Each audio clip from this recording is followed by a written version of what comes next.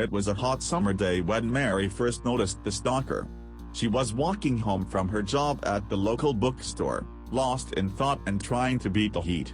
She didn't notice the man following her until she heard the sound of his footsteps behind her.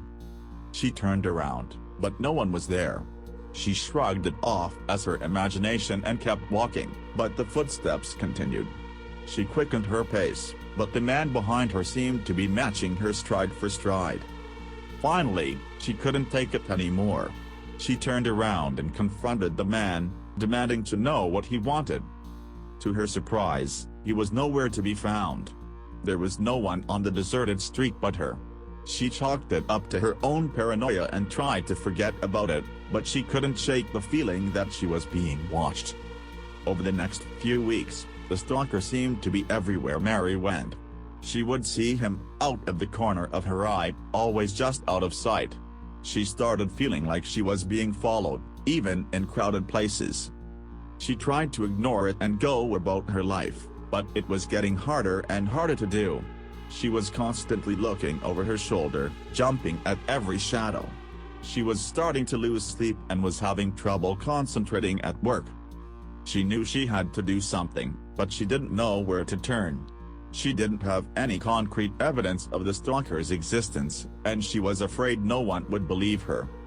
One night, she decided to take matters into her own hands. She grabbed a baseball bat and waited for the stalker to show up. She was determined to catch him in the act and finally put an end to her ordeal. She waited for hours, but no one came.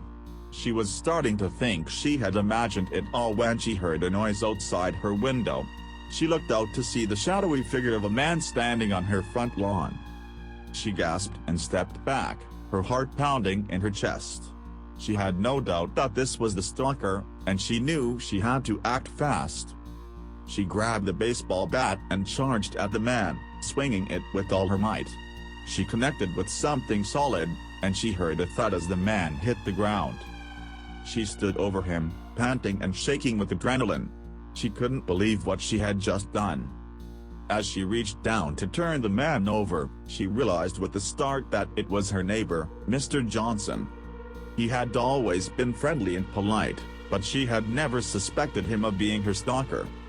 She was filled with a mixture of relief and guilt as she called the police and explained what had happened. She knew she had acted in self-defense, but she couldn't shake the feeling that she had made a terrible mistake. It turned out that Mr. Johnson had been struggling with mental illness and had become fixated on Mary. He had been following her and watching her for months, but he had never threatened her or acted aggressively.